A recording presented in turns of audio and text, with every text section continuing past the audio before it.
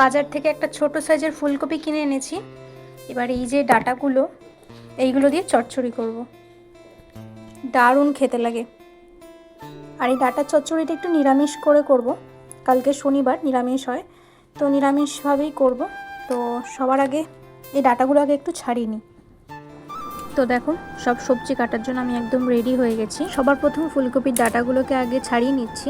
ভিডিওতে তোমরা কতটা শুনতে পাচ্ছ জানি না, তবে আমার কিন্তু এই সবজি কাটিংয়ের, যে কোনো সবজি কাটিংয়ের যে সাউন্ডটা আমার কিন্তু দারুণ লাগে। আগাগোড়াই ছোট থেকে যখন মা সবজি কাটতো, মায়ের পাশে টুক করে বসে পড়তাম। মা কী করে সবজি কাটে, কোন স্টাইলে করে, কোন তরকারির সবজি কীরকমভাবে কাটতে হয়, সবটা ছোট থেকেই ভীষণ ইন্টারেস্টিং লাগতো।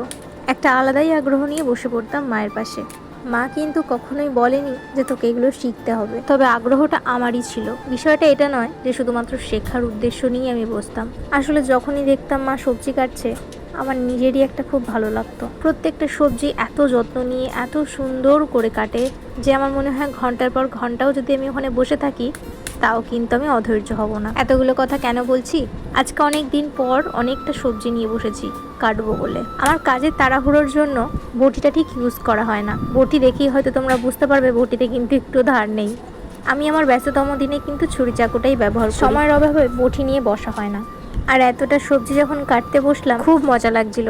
আর তার সাথে মায়ের কথা মনে পড়ে যাচ্ছিল।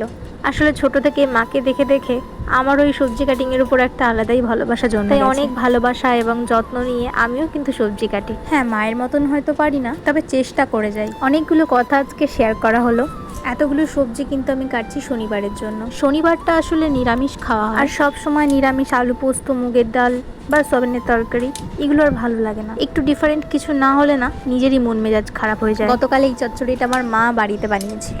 তাই যখন মাকে জিজ্ঞেস করলাম মা কি রান্না করেছো, তখন উত্তরে যখন আমাকে জানায় যে ফুলকপির ডাঁটা চচ্চড়ি, লোভ সামলাতে না পেরে আমিও একটা ফুলকপি নিয়ে চলে এলাম।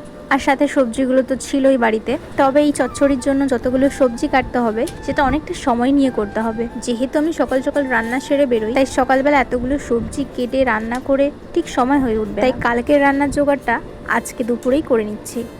আজকে হচ্ছে শুক্রবার, তাই এখনই দুপুরবেলাতেই বাড়ি ফিরে আমি সঙ্গে সঙ্গে বসে পড়েছি সবজি কাটতে। সবজি কাটতে কাটতে ইচ্ছে তো করছে এখনই রান্নাটা চাপিয়ে দিই।